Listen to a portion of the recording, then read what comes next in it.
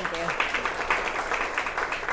I see a couple of familiar faces. That's what I love about Bloomington. I've been here for 24 years, and what that allowed me to see is I have had patients that have gone from their 20s into their 40s into their 60s, and their 60s into their 80s. So I got to personally see what happens and how their lifestyle affects their longevity, and not only just the longevity, but the quality of their life.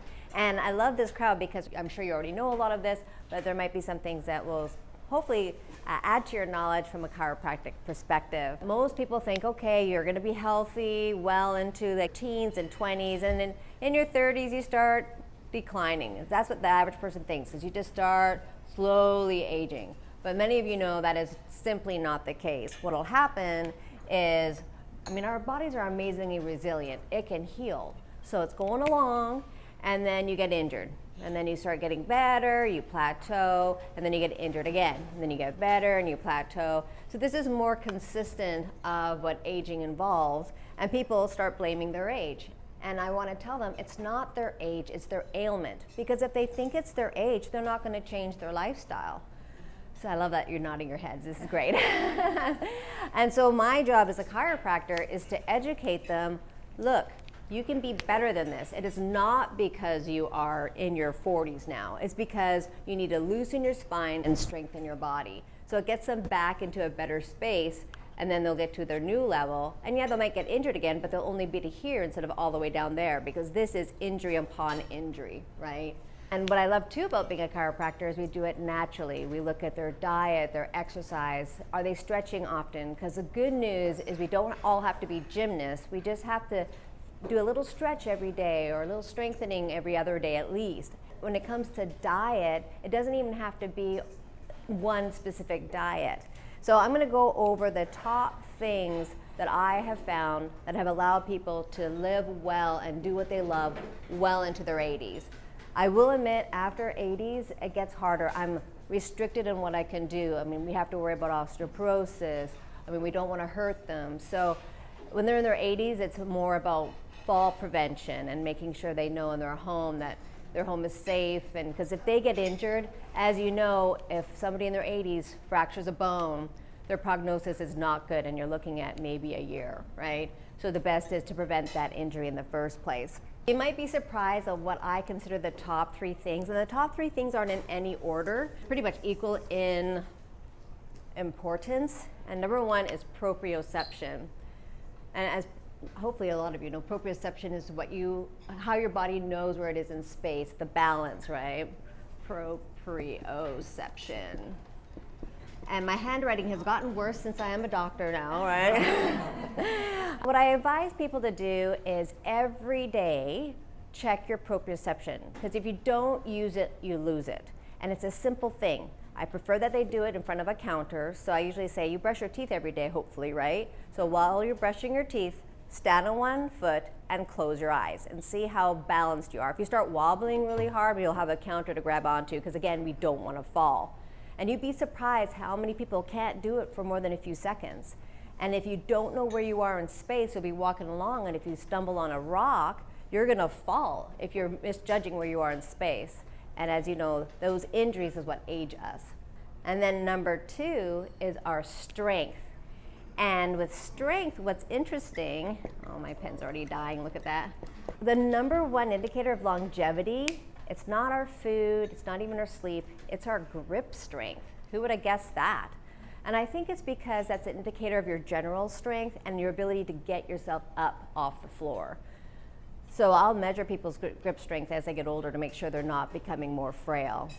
But again, it's not like you have to go to the gym every day. I personally don't even go to a gym.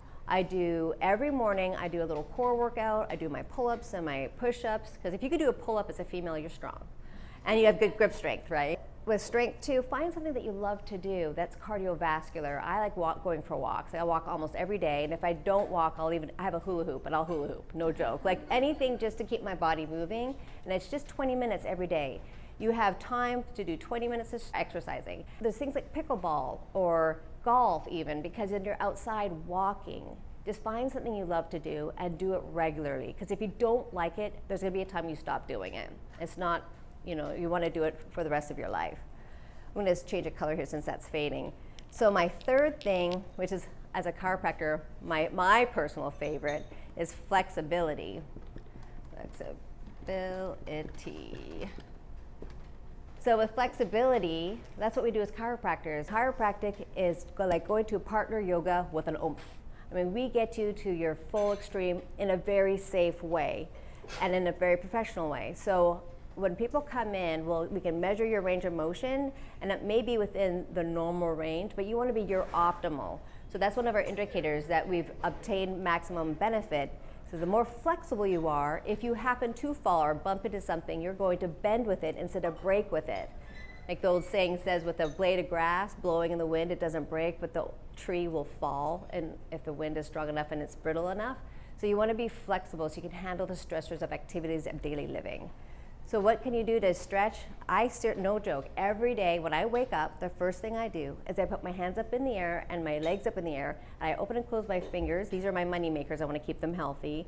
And with your feet in the air, if you draw the alphabet A through Z, you're going through all the ranges of motion, your circumduction, flexion, extension, internal rotation, all that stuff. You don't have to think about it. And you're draining the lymph from your feet. If any of you notice when you first bear weight, put your feet on the ground and stand up for the first time, if it's sore, chances are you have too much lymph just festering in the tissues of your feet. And if it feels better as you walk, that means you're actually milking out that metabolic waste. So if you just put your feet up in the air, do the alphabet, that'll help that flow, get all that extra waste out of your distal extremities. And then I'll get onto the floor and I'll do my stretches. I do a knee hug to open up my spine so that it's ready to do a spinal twist. And then I'll stand up and I'll do my lateral flexion, and I'll actually cross my legs so I'll get a better stretch in the TFL, the tensor fasciae latae. It's the abductor muscles, both sides. That goes basically from my ankles down up into my head.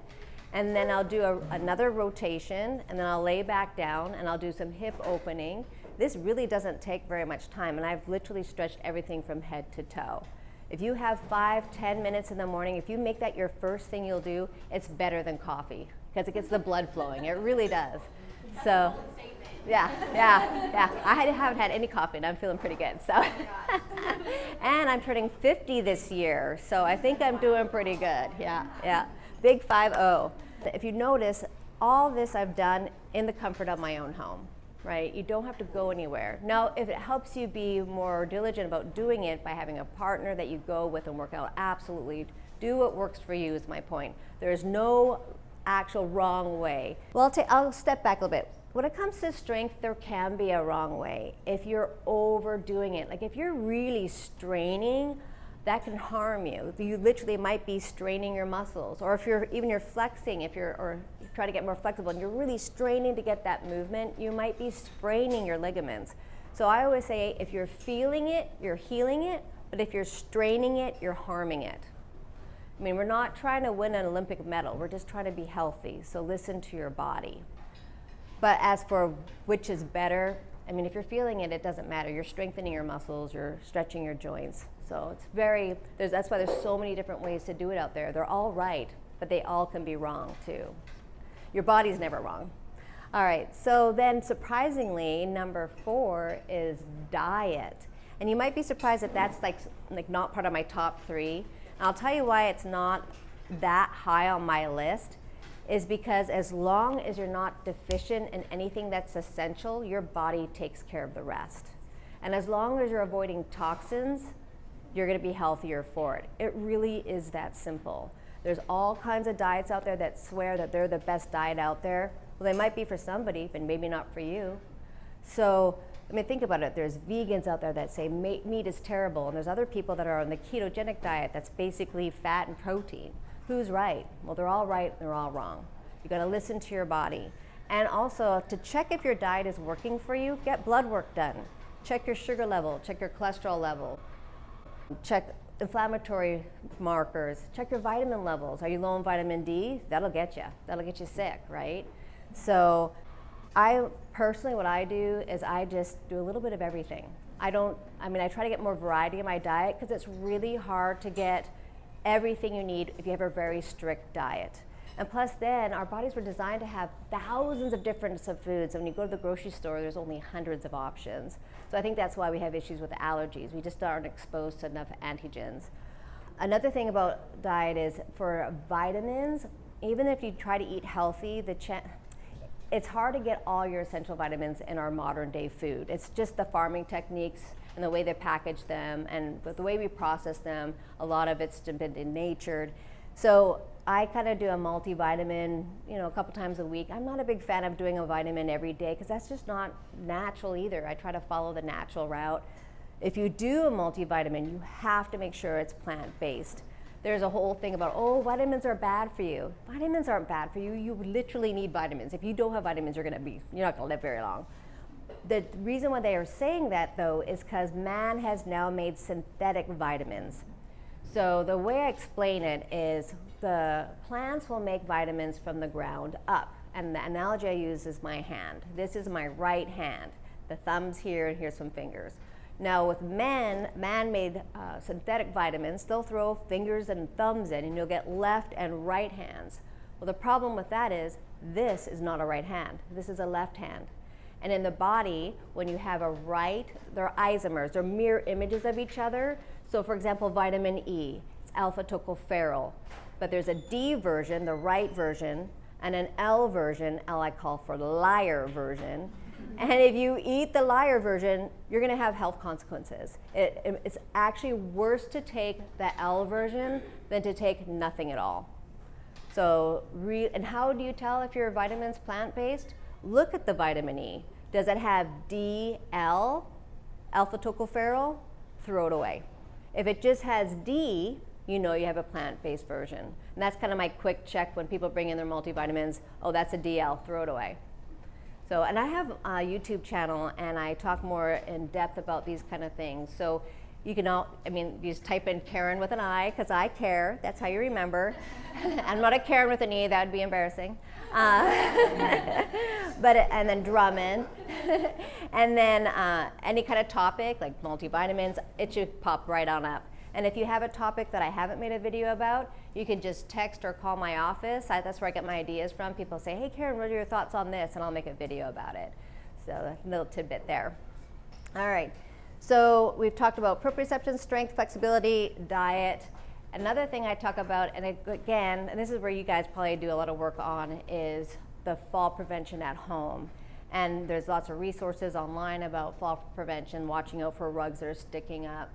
And part of that fall prevention to think about too is make sure they're getting their eyes checked regularly. Because if they can't see, they're not gonna see those trip hazards. And I also have on my website and on YouTube, it's called the Bates method. It's a method that helps you actually improve your vision.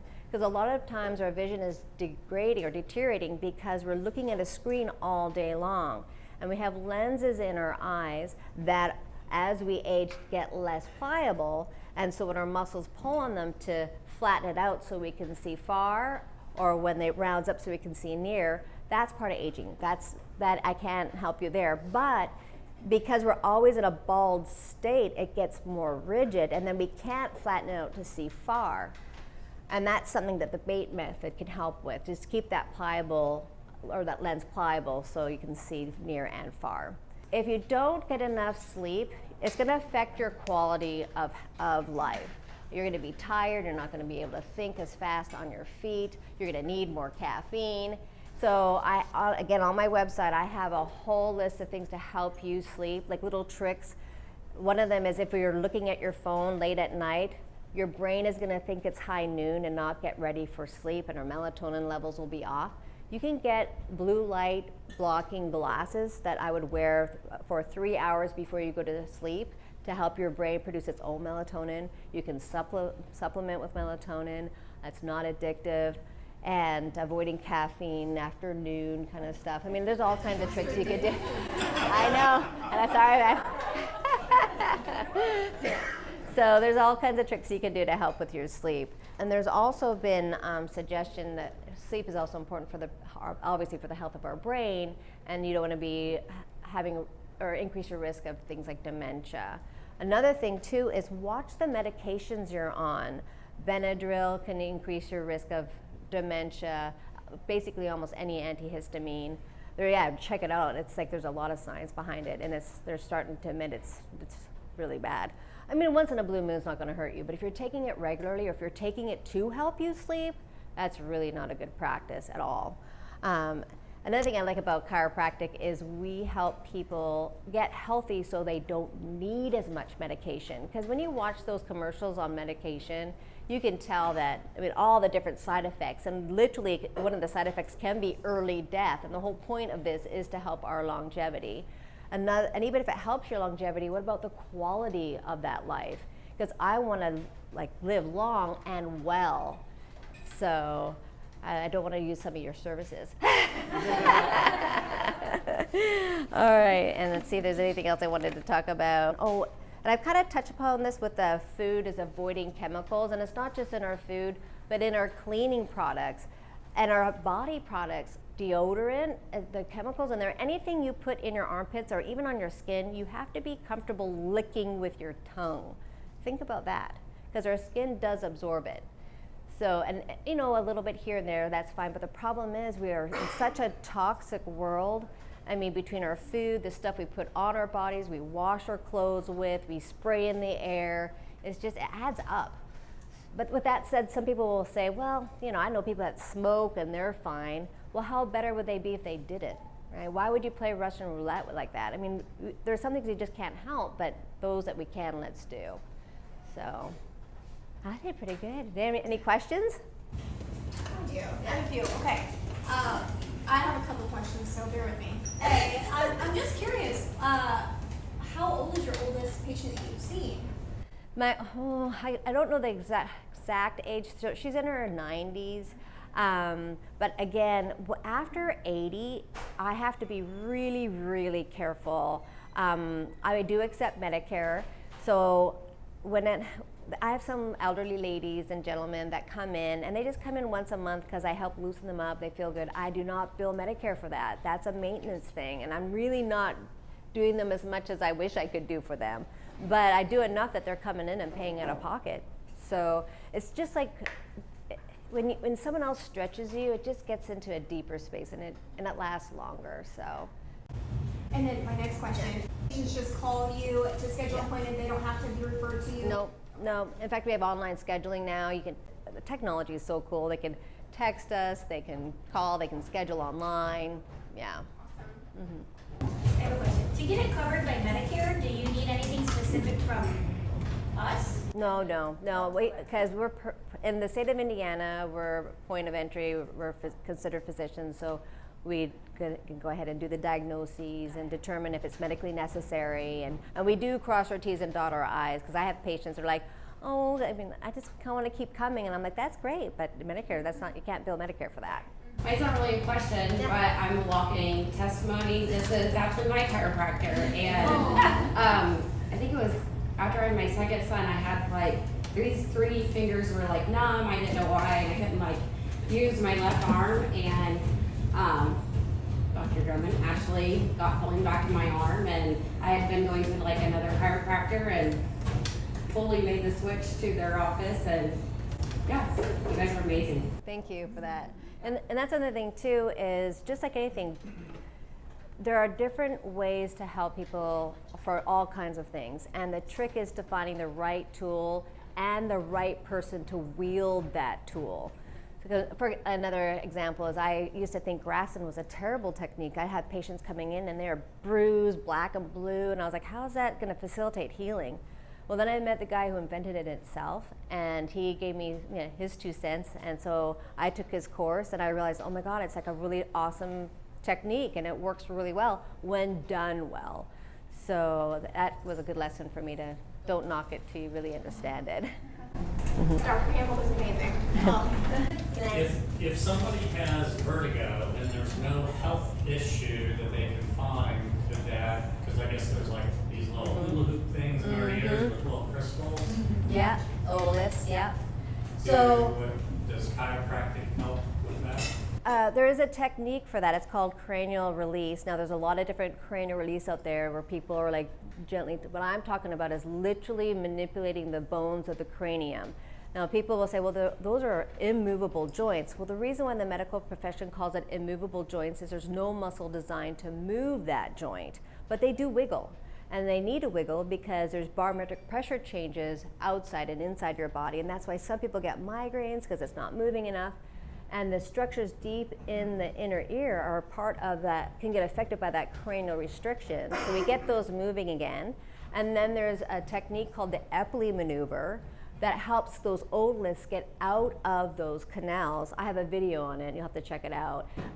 Or swing by and I'll show you how to do it. It's really simple, but basically you put you whip your head back and over the side. It's a different way of getting the fluids flowing in the canals to just get those otoliths out of the canal and into the sac where it's not symptomatic anymore. Because if one ear is, or one tube is plugged and you go like this, and this one's telling your brain, oh, you're moving, and this one's saying you're not, your brain thinks instead of doing this, you're doing like this. And when I'm looking at you and I turn my head, my eyes stay on you. I don't think, oh, I have to turn my eyes to the left to keep my eyes on you. It would be really hard to keep your eyes on people as you're moving your head around. And so because your brain got misinformed, then the eyes do weird things, and that's why the room starts looking like it's spinning, because your eyes are doing what we call nystagmus. Does that make sense? Watch my video. Yeah. Any other questions? Well, thank you so much. We really appreciate it.